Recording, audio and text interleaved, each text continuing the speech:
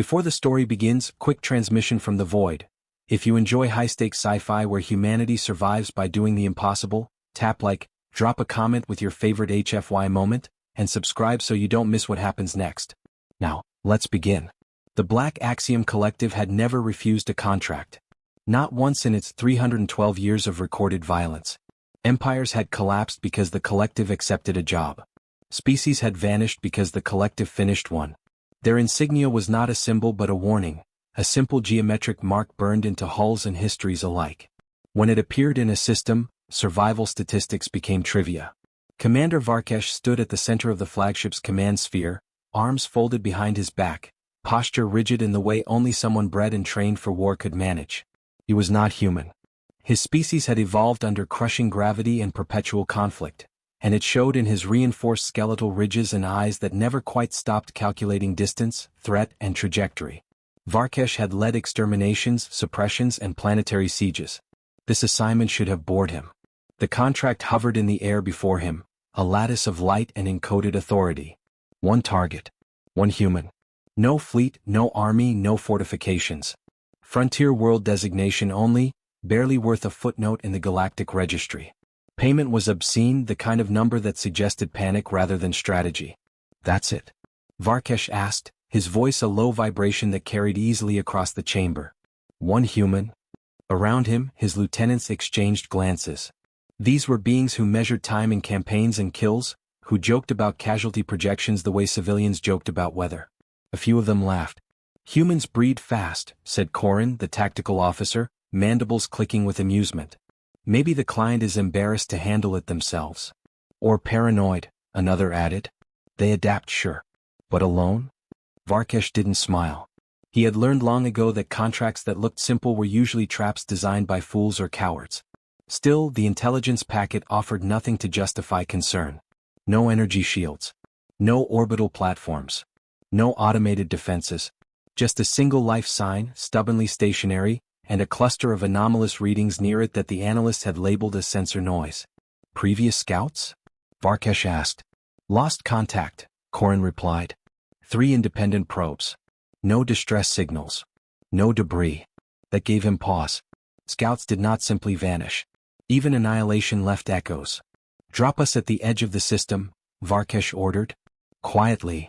The fleet emerged from faster-than-light with surgical precision, their arrival masked, their signatures folded inward like clenched fists. The star was young, the planets unremarkable.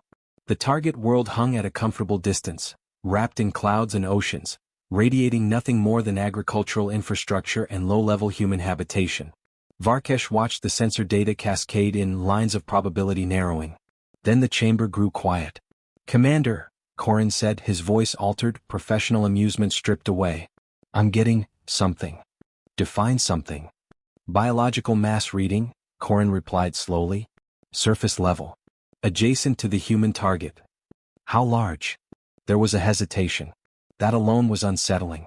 Commander, Corin said again, the mass exceeds standard heavy armor classifications.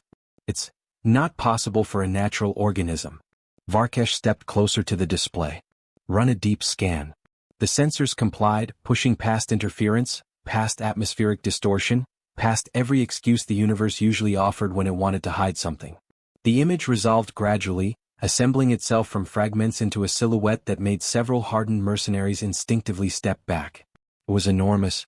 Not in the crude way of oversized fauna, but with the kind of scale that suggested purpose. Layered plating traced along its form, organic yet structured, grown rather than built. Limbs folded beneath it with deceptive calm, each one capable of crushing armored vehicles if extended. Energy signatures pulsed beneath its surface, restrained, coiled. One of the lieutenants swallowed. That designation. I've seen it before. Varkesh didn't look away. Where? War archives, the lieutenant said. Classified extinction events. That creature's profile matches a bioweapon deployed during the Threxian Purge. Corin's voice dropped. Those were all destroyed. Officially, the lieutenant replied. The feed zoomed in further, resolving the human at the creature's side. Mel. Average height. No visible weapons. He sat on a rock, one hand resting against the massive plated flank of the beast as if it were livestock rather than legend. His posture was relaxed, almost careless, The way someone sat when danger was an abstract concept that happened to other people. The creature shifted slightly at his touch, a low vibration rippling through its body. Sensors spiked, then stabilized as if something vast had stirred and then decided it wasn't worth the effort. "That's the target?" someone asked, disbelief edging their tone. Varkesh felt something unfamiliar settle into his chest. Not fear. Not yet. But the erosion of certainty, grain by grain. "Confirm neural activity correlation," he ordered. Korin complied, his mandibles tightening. "Commander, the organism's neural patterns are synchronized with the human's proximity. Not controlled. Not suppressed. It's choosing restraint." On the surface below, the human stood, stretching as if he'd sensed the eyes upon him. He looked up, directly at the sky, though there was no way he should have been able to see the fleet hidden in orbit. He rested both hands on the creature's armored head and spoke softly. The audio didn't carry, but the intent did. The beast responded by shifting its bulk, placing itself subtly between the human and the heavens. Varkesh realized, with a chill that crept along his reinforced spine, that the galaxy's most feared mercenaries had not arrived to hunt a human. They had arrived to be noticed. And somewhere deep within the collective's battle computers, probability models began quietly rewriting themselves. The human moved with deliberate calm, each step measured as if the planet itself conspired to obey him. He didn't rush, didn't flinch, didn't make a sound that could be called threatening. Beside him, the creature's immense bulk shifted with him, muscles coiling and relaxing in unison, every movement synchronized with the faintest cues from the human's posture. It was a predator built for destruction. Yet here it was, patient, watchful, restrained not by force but by some bond no mercenary had seen before. Varkesh leaned closer to the display, his mandibles clicking with tension. "Identify behavioral patterns," he ordered. "Now." Korin's eyes flickered over the data streams, the clicks of her mandibles betraying disbelief. "It's listening," she said. "It isn't just following. It's evaluating threats, prioritizing, protecting." Her tone was careful. Caution replaced the usual amusement that permeated their briefings.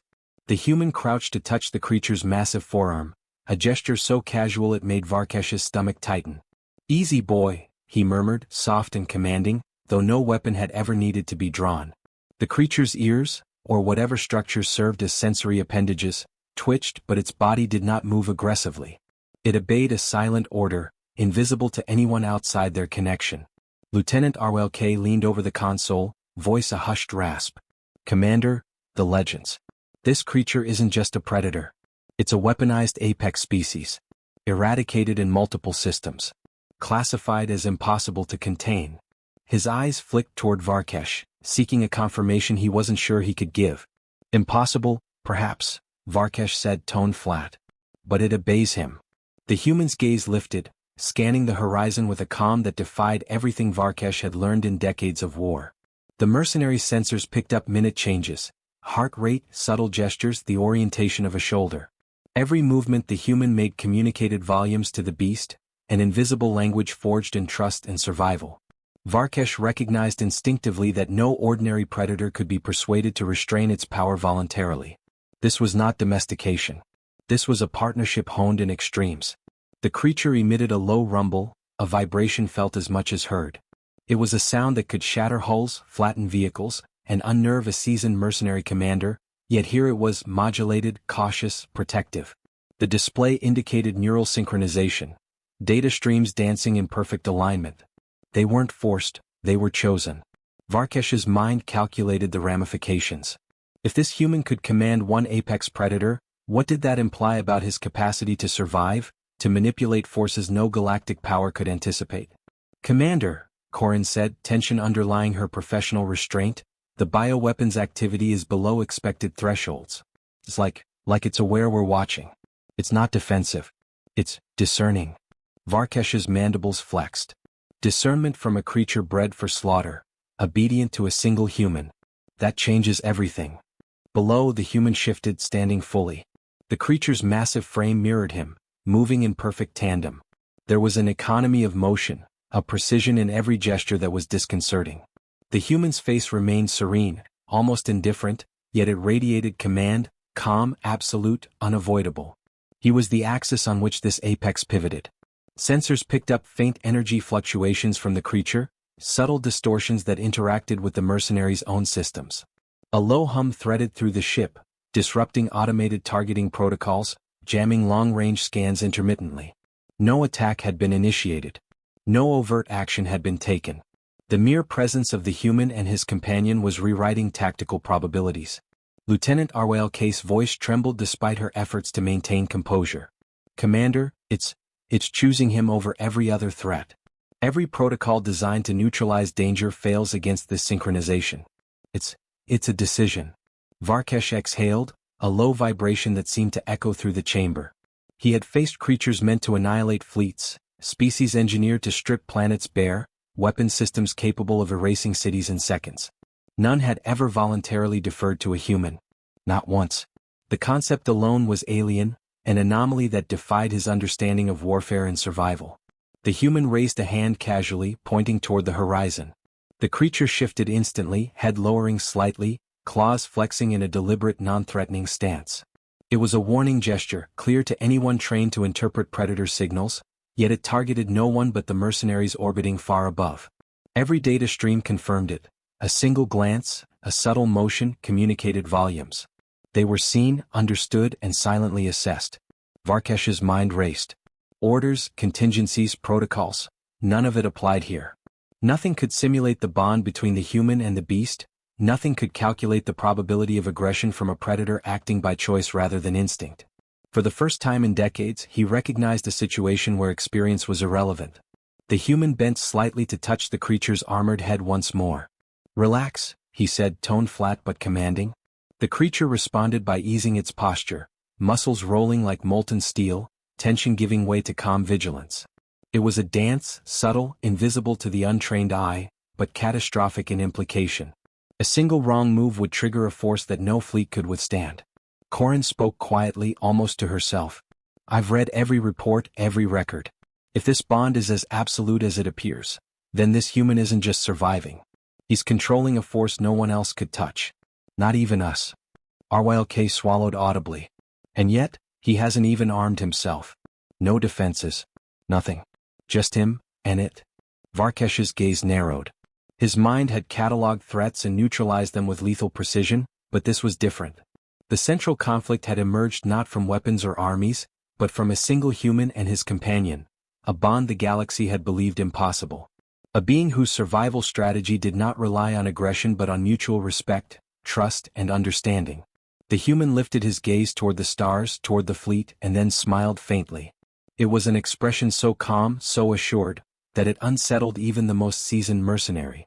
No words were spoken, yet the message was unmistakable. Approach with hostility and the consequences would be beyond comprehension. Approach with caution and there might be a way to leave intact. Varkesh exhaled again, lower this time, almost a growl.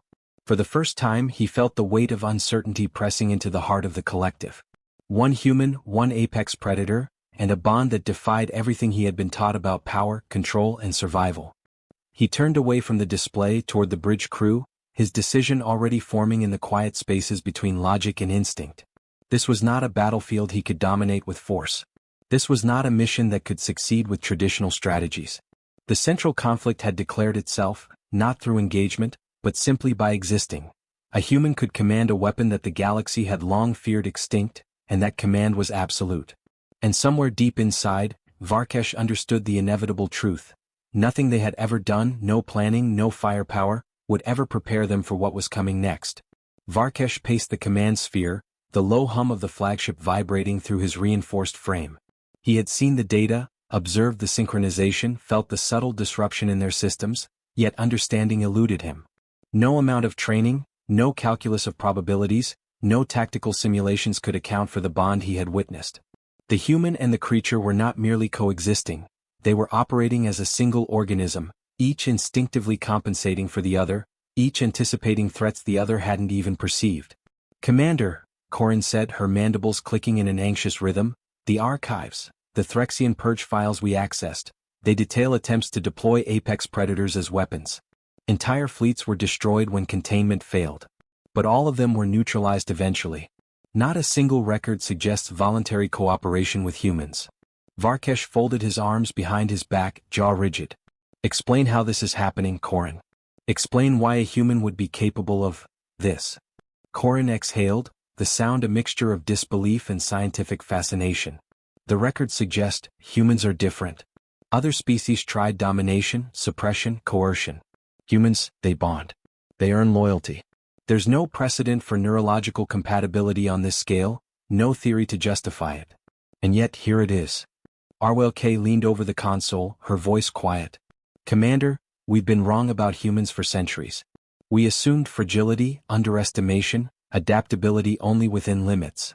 But the evidence contradicts every projection. This one human has earned control over an apex predator classified as extinct, and not through force, through trust. Varkesh's mandibles clicked slowly as he considered the implications.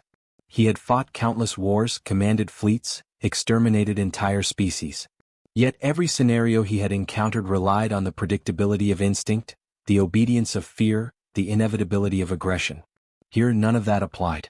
Here, one human had rewritten the rules by existing, by simply being. Below, the human moved with quiet precision, crouching to inspect a ridge of jagged rock. The creature mirrored him, muscles flexing in perfect harmony, but with a restraint that suggested choice rather than obedience. It was a predator designed to annihilate civilizations, yet it deferred to a man smaller than itself in stature, weaker in almost every measurable way. Varkesh's sensors traced minute fluctuations, neural activity, energy pulses, micro-adjustments of weight and balance. The bond was quantifiable, undeniable, yet incomprehensible. Commander, Corin whispered almost reverently, if he can command this, imagine the other humans. Entire species untested. Every legend we've dismissed. What if they aren't exaggerations? Varkesh's eyes narrowed. The tactical projections ran in his mind like a ghost fleet, every calculation colliding with the impossible.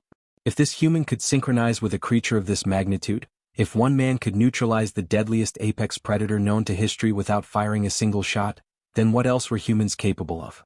The question alone made the scales of the galaxy seem fragile, arbitrary. History, RLK added softly, records show humans surviving against odds that annihilated entire colonies, entire fleets. But this is different. Not survival. Mastery. They don't just endure, they adapt, they control, they integrate. And now, we're witnessing the apex of that integration. Varkesh's gaze returned to the human. He was crouched beside the creature, his hand resting on the armored flank. There was no fear in his posture, no hesitation, no calculation of odds or weaponry. He was calm, commanding not with intimidation but with presence, and the apex predator deferred. Each movement was deliberate, each gesture precise. Varkesh could feel the weight of inevitability pressing down on him, the quiet acknowledgement that he and his fleet were irrelevant here. The lieutenant studying the sensor data flinched at the low hum that threaded through the ship. Commander, the creature's energy output, it's fluctuating in response to his proximity. Not defensive. Not aggressive. It's attuned. Attuned? Varkesh repeated, voice low. Not controlled. Not tamed. Tuned. That is the distinction that terrifies me. He allowed himself a rare moment of reflection, recalling the legends scattered across galactic archives. Entire fleets lost to apex predators, colonies razed to ash, all efforts to dominate these creatures ending in failure. Every report emphasized one truth: apex predators could not be reasoned with. They could not be commanded. And yet, here was a human who had achieved exactly that. The human straightened, scanning the horizon, his gaze settling on the orbiting fleet with an unsettling clarity. He raised one hand, palm open, as if acknowledging distant observers, yet the gesture carried no threat. It was a signal of comprehension, an assertion of calm dominance over chaos. The creature shifted accordingly, a ripple of immense power restrained by the mere suggestion of motion. Varkesh felt the weight of inevitability pressing against his instincts, the realization that conventional approaches would fail. There was no advantage in aggression, no strategy that could account for this. The central conflict had become clear. The human was not a target to be eliminated, but a force beyond their understanding, a variable that destabilized every projection the collective relied upon. Corin's voice cut softly through the tension. Commander, the archives are clear. Humans are not merely adaptive. They are integrative. They survive by forming bonds with forces others cannot control. This human, he embodies that principle. He is the apex of what humanity represents. Varkesh's gaze hardened. He had led countless campaigns, yet none had forced him to confront such a fundamental uncertainty. The laws of probability, of survival, of power, All seemed suspended beneath the quiet connection between a human and his companion. It was not a weapon deployed, nor an army mobilized. It was something simpler and infinitely more terrifying. The authority to command loyalty where none could be coerced, the power to survive by understanding rather than annihilation. The human bent once more to touch the creature's armored head, whispering something the fleet could not hear. The predator's muscles relaxed further, settling into a stance of patient vigilance, radiating lethal capability contained by nothing but trust. Varkesh understood, with reluctant clarity, that this bond would not be broken by force, by strategy, or by intimidation. It could only be respected or avoided. Arwelka's voice trembled with awe. Commander, the implications. Entire systems, fleets, civilizations. If this is how humans operate, we have misjudged them entirely. Varkesh's mandibles flexed as he turned away from the observation console. The reality pressed upon him like gravity. The human and the apex predator were a single axis around which everything else revolved. No fleet, no weapons, no authority could alter that. The central conflict had shifted. This was no longer a simple mission of termination. It was a reckoning with a species that had rewritten the rules of survival, one human at a time. And somewhere, deep within the cold logic of the Black Axiom Collective, a single conclusion began to crystallize. They were no longer the hunters. They were witnesses. And what they witnessed would redefine every calculation, every strategy, every expectation the galaxy had held for centuries. The bridge of the flagship was filled with a tense quiet, each officer aware that every standard protocol, every calculated approach, had just evaporated. Varkesh's sensors ran simulations in rapid cycles, and each projection ended the same way: total failure. Not because of human ingenuity, not because of brute force, but because of the bond below. An apex predator whose allegiance was absolute, unbreakable, and unknowable to anyone outside that fragile circle.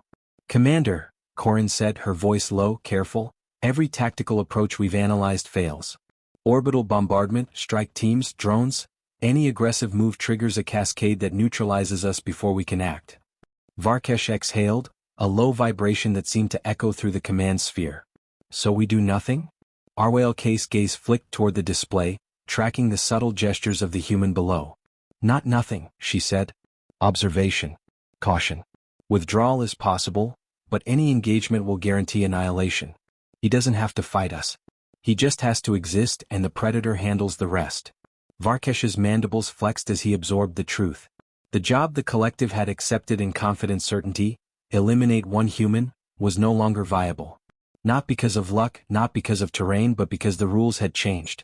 One human, unarmed, accompanied by an apex predator classified extinct, had rendered the galaxy's deadliest mercenaries obsolete. He keyed a private channel, voice clipped. Prepare a communication. Direct. Corin hesitated. Sir, it's risky, any signal could be interpreted as hostile. It's riskier to wait, Varkesh replied. If we misstep, we're destroyed. If we acknowledge, maybe we survive. Maybe. Below, the human's gaze lifted to the sky. His awareness was uncanny, precise. He didn't speak, didn't signal, but the predator's posture shifted slightly, subtle enough to register only on sensors calibrated for lethal efficiency. Even without words, he understood the fleet above and the decisions being made. The apex predator mirrored his calm, a living sentinel aware of threats, but restrained by the faintest suggestion of command. Varkesh initiated contact. The view screen flickered, and the human appeared, framed by jagged rocks and the creature looming behind him. Come. Unarmed. Unafraid. Every mercenary on the bridge felt the weight of inevitability settle in their bones. This is Commander Varkesh of the Black Axiom Collective, he said, tone formal, careful. We were dispatched to complete a contract regarding your presence. The human tilted his head slightly, regarding the screen with unflinching calm. I'm aware, he said, voice even, deliberate. You're here because someone believes I am a threat. I don't seek conflict. But if you engage, my companion will respond as necessary. Varkesh felt the shift before he saw it. Subtle vibrations pulsed through the flagship's hull, sensor interference emanating from the predator below. Not aggressive, not defensive, controlled, precise, calibrated. The predator was demonstrating capacity, not initiating violence. The fleet's advanced targeting arrays faltered under the strain of its presence. We can withdraw, Varkesh said, more to himself than to the human. He glanced at his lieutenants. Every tactical option fails. No engagement succeeds. No weapon overcomes this bond. We leave or die. Corin's mandibles clicked, betraying awe and fear. They've never refused a contract, she murmured. Not once. Not in centuries. History isn't predictive anymore, Varkesh replied. He keyed a series of commands initiating the withdrawal sequence. Fleet formation shifted, engines humming with precise timing.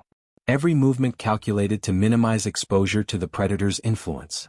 Below, the human watched, calm as ever. He did not move toward the fleet, did not signal aggression, but his presence radiated certainty. The predator mirrored him, muscles coiled in restrained power, ready to act if needed, yet still choosing patience. Varkesh allowed himself a grim acknowledgement. The collective had met its match not in force, but in understanding. One human had neutralized an entire strategy, undone a fleet's purpose, and forced a reclassification of threat. No weapon, no tactical genius, no history of conquest could counter a bond forged in trust and recognition, a bond that defied every rule of engagement. As the fleet exited orbit, Corin recorded a private message for archival purposes. Mission aborted. Target non-hostile. Predator companion demonstrates synchronization beyond any known parameters. Engagement impossible without catastrophic loss. Varkesh added a note of his own, concise, final. Refusal unprecedented. Humanity underestimated at its peril. Tactical models require revision. Arwelka's eyes lingered on the screen, following the human as he crouched to inspect the terrain once more. Commander, he didn't fight, didn't threaten, and yet we were powerless. This is beyond anything we've encountered. Varkesh remained silent, feeling the weight of history pressing on him. The galaxy had underestimated humans before. They had survived impossible odds, outlasted empires, endured purges. But now he realized it was not survival alone. They commanded forces beyond expectation, forged alliances with death itself, and wielded influence through presence rather than aggression. The human straightened, placing one hand on the predator's armored head. A single, subtle motion that conveyed reassurance, control, and readiness. The apex predator relaxed fractionally, a living testament to the human's authority. Varkesh understood then that this was not a creature tamed, it was a partnership. A symbiosis that no military protocol could penetrate. As the fleet jumped to faster than light, leaving the system behind, a quiet realization settled over the bridge. The Black Axiom Collective had refused a contract for the first time in its history. One human had dictated terms not with force but with presence, not with weapons but with loyalty earned and trust commanded. Varkesh allowed a brief moment of reflection. There would be fallout.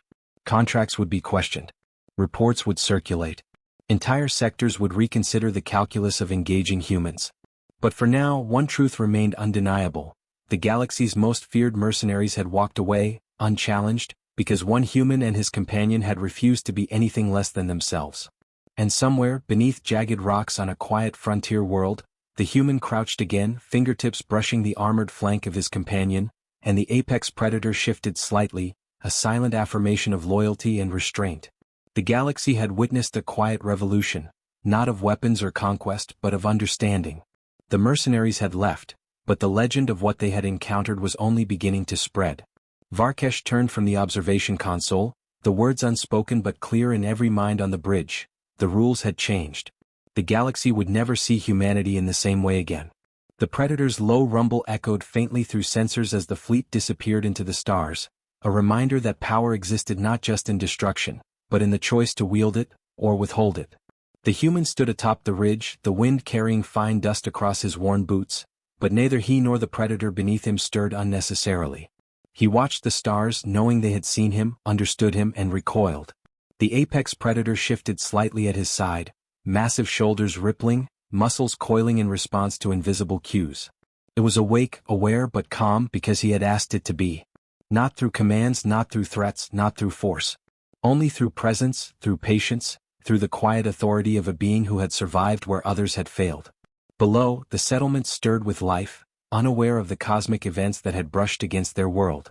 Children ran between buildings, traders haggled under makeshift awnings, and automated patrols moved lazily across streets. To them, the predator was invisible, the human a man among many. But Varkesh and his fleet were gone, their records marked with a single notation: impossible. The galaxy had underestimated humanity, and it would pay the price of that misjudgment. The human crouched beside the predator, fingertips brushing its armored flank, a small gesture of acknowledgement. "Easy," he murmured, voice low, carrying only enough to reach the creature. It responded with a gentle vibration, a rumble that resonated through the ground as if the planet itself agreed. He looked down at it and saw what most would never understand: loyalty that transcended survival instincts, intelligence tempered by restraint, a mind capable of strategy and compassion intertwined. He had learned long ago that strength was not defined by the ability to destroy, but by the ability to endure, to protect, and to command trust where fear had failed. The predator had once been a weapon, a monster built to annihilate civilizations, yet here it was, choosing him above all else. That choice carried weight, responsibility, and the quiet thrill of understanding one's own place in the universe. He had saved it from death, yes, but it had saved him in return, guarding not just his body but his purpose. The sun dipped below the horizon, casting long shadows over the rocks. Light caught on the predator's plates, reflecting as if the creature itself had captured fragments of the dying day. Its eyes, vast and intelligent, met his, and for a moment, the entire galaxy seemed to hold its breath. Varkesh's warning, his fleet's withdrawal, the impossibility of the situation, all of it coalesced into a single truth: humans survived not because they were the strongest, but because they inspired strength in things no one else could tame. From the ridge, the human observed the faint glimmers of distant worlds, uninhabited systems and abandoned colonies. He knew that what he had achieved here could ripple outward, that stories would travel faster than fleets, faster than data streams, faster than fear. Whispers of humans commanding monsters would spread, rumors of their quiet mastery over the impossible. Civilizations would reconsider their strategies, their arrogance, their preconceptions about this species they had long dismissed. The predator shifted again, lowering its massive head so that it rested lightly against the human shoulder. A gesture of trust, of submission, not weakness but recognition. The human smiled faintly, the kind of smile born from years of hardship, of missions that demanded impossible choices, of victories that required patience more than brute force. He ran his hand over the creature's armored plates, feeling the faint warmth beneath, the slow rhythm of life that had been nearly extinguished. A rumble echoed faintly from the predator, low and resonant, almost a whisper in the wind. It was not a threat, not a sound of dominance, but a reminder. They were a pair, a single force of intent and instinct intertwined. Nothing in the galaxy could match them because they operated outside the usual equations of power. Where others relied on fleets, on weapons, on terror, they relied on understanding, connection, and a bond forged in the crucible of survival. The human rose slowly, dust curling at his boots. The predator mirrored him, muscles rolling beneath plated shoulders, a coiled tension that could unleash devastation in moments. Yet they stood together, calm, commanding, unshakable. He turned to look at the horizon once more, imagining the ripples their presence would send. Entire sectors would reconsider the meaning of threat, recalibrate strategies, and rewrite histories, not because humans wielded firepower superior to others, but because they had something no calculation could measure: the ability to command loyalty and power through presence alone. In the quiet aftermath, the predator lowered its massive bulk to the ground, resting but alert. The human crouched beside it, scanning the distance with careful, unhurried attention. He knew Varkesh's fleet had departed, carrying the story of failure, the first recorded refusal in centuries. The galaxy had seen that even the most feared mercenaries could be turned aside without a single shot fired. The predator had chosen him, and in that choice, they had become a symbol of what humanity truly represented: endurance, cunning, and the quiet mastery of the impossible. The final light of the day caught in the predator's eyes, illuminating depths that were both alien and familiar.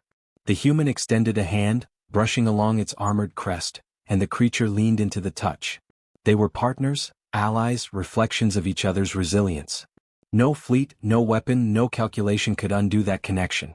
In this quiet frontier, on a world that seemed ordinary to the untrained eye, the human and the apex predator stood as a testament to what could be achieved when courage met trust, when understanding prevailed over fear. The human's gaze shifted upward, toward the stars, toward the countless systems that would one day whisper his name. He did not raise a weapon. He did not shout. He simply existed, with the predator at his side, and the galaxy, for all its arrogance and power, was forced to recognize him.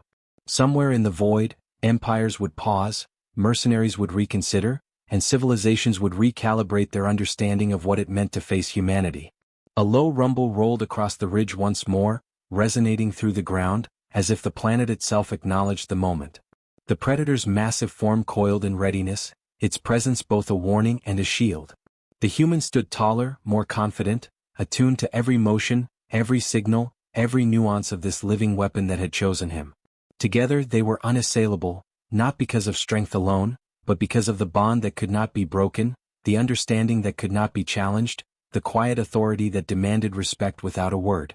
And as night fully descended, painting the world in shadows and starlight, the human and his companion remained vigilant, unbowed and resolute.